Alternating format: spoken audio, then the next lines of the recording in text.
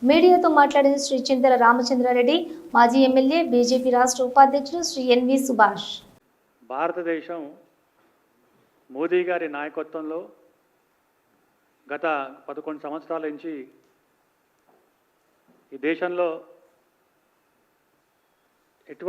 ఎప్పుడు కూడా ఊహించని పరిణామం. యూపీఏ ప్రభుత్వం ఉన్నప్పుడు మనం 12 నుంచి 14 స్థానంలో ఉండి ఈరోజు జపాన్ కూడా ఎంతో అభివృద్ధి చెందిన దేశాన్ని అధిగమించి మనం 4వ ప్లేస్లో ఉన్నామంటే మన ముందు జర్మనీ, యుఎస్ అండ్ చైనా. ఇంకొక 2.5 సంవత్సరాల్లో భారతదేశం మరి 3వ ప్లేస్కి వస్తుందని చెప్పి కూడా అంచనాల ప్రకారం ఉండే ఈ యొక్క సందర్భంలో వికసిత్ భారత్ అని చెప్పి అన్ని రాష్ట్రాలు అభివృద్ధి చెందాలి, తద్వారా 2047లో మనం 100 సంవత్సరాలు ఏదైతే భారతదేశానికి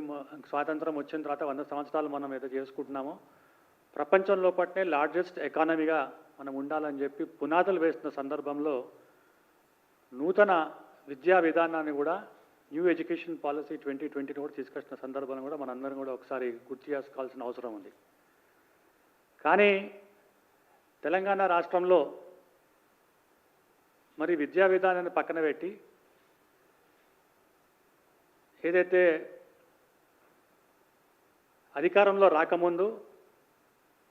రేవంత్ రెడ్డి గారు అప్పుడు పిసిసి ప్రెసిడెంట్గా ఉన్నప్పుడు మేనిఫెస్టోలో చాలా క్లియర్గా విద్యార్థులకు అనేకమైన హామీలు ఇచ్చి రాబోయే కాలంలో తప్పకుండా కాంగ్రెస్ ప్రభుత్వం ఈ యొక్క హామీలను అన్నిటి కూడా నెరవేరుస్తుందని చెప్పి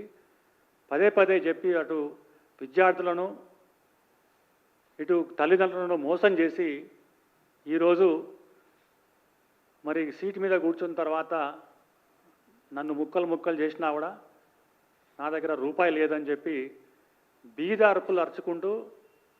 భారతదేశంలోనే ప్రతి ఒక్కరు కూడా తెలంగాణ నుంచి మనం కనుక ఎక్కడికైనా వెళ్తే రేవంత్ రెడ్డి గారి పేరు చెప్పి పువర్ స్టేట్ అని చెప్పి చాలా క్లియర్గా చెప్పడం కూడా జరుగుతుంది. రైజింగ్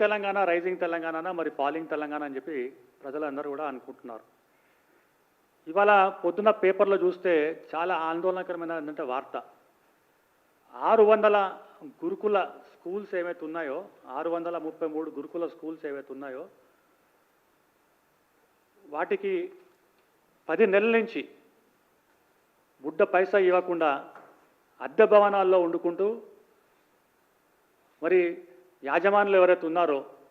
వారు ఏదైతే అగ్రిమెంట్ చేసుకున్నారో ఈ అగ్రిమెంట్ అన్నీ కూడా డిఫాల్ట్ అయిపోయి 10 నెలల నుంచి వాళ్ళకు అద్దె ఇవ్వకుండా ఉంటే ఆ ఒక ఓనర్స్ వచ్చి ఆ బిల్డింగ్కు తాళం వేసిన ఘనత, ఈ పాపం కేవలం రేవంత్ రెడ్డికి చెందుతుందని చెప్పి కూడా భారతీయ జనతా పార్టీ తీవ్రంగా ఆరోపిస్తుంది.